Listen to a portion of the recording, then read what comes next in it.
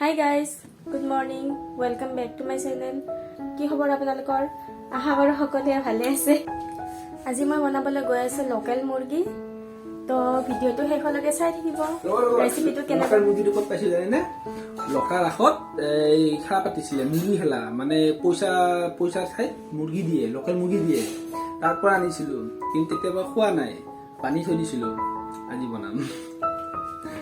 এতিয়া মুৰ্গীটো কাটিবলৈ যাম।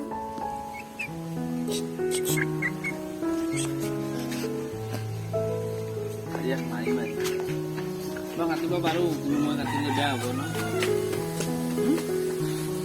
কাটিলে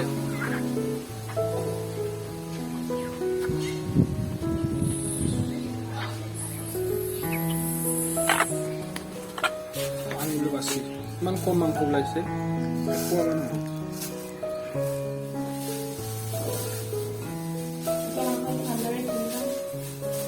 বহুত কম ওলাইছে ন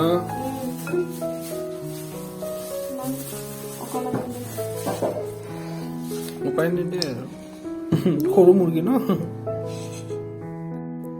এতিয়া চিকেনখিনিত মই আদা নহৰু পিঁয়াজ হালধি মিঠাতেল নিমখ সানি আধা ঘণ্টামানৰ কাৰণে মেৰিনেট কৰি থ'ম।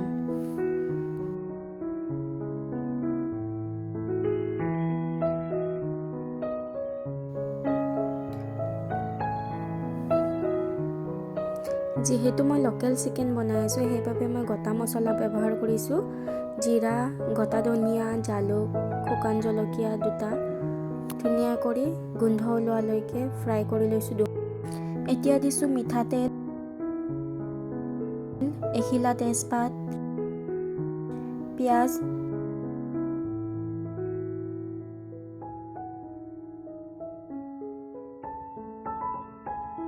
পিঁয়াজখিনি ৰঙচুৱা হোৱালৈকে ভাজিব। ৰঙচুৱা হোৱা কৰি ভাজি পিচি থোৱা আদা নহৰু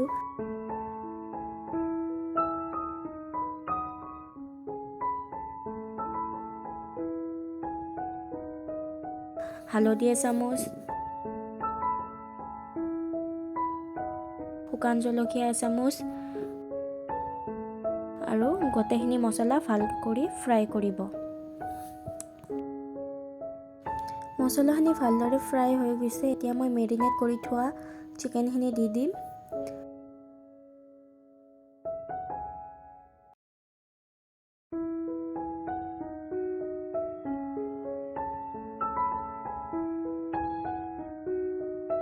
চিকেনখিনি ভালদৰে ফ্ৰাই কৰিব ৰঙচুৱা হোৱালৈকে।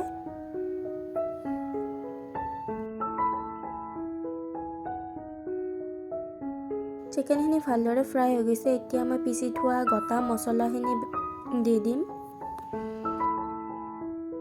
মছলাখিনি ভালদৰে ফ্ৰাই হোৱাৰ পিছত ফ্ৰাই কৰি থোৱা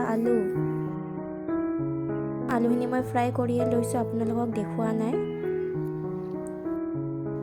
এতিয়া মই প্ৰয়োজন অনুসৰি পানী দিম আৰু ভাল কৰি উতলিবলৈ দিম।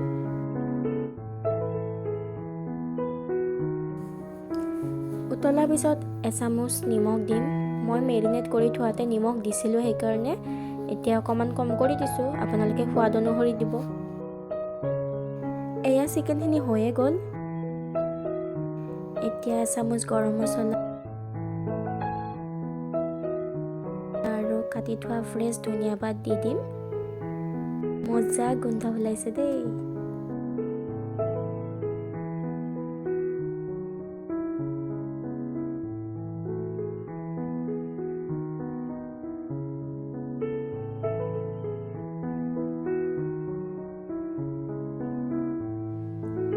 কেনেকুৱা হৈছে? খোৱাই নাই খাং ৰ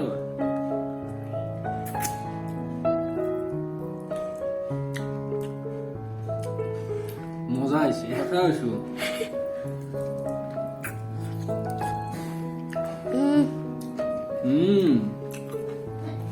দিয়ে দি মজা।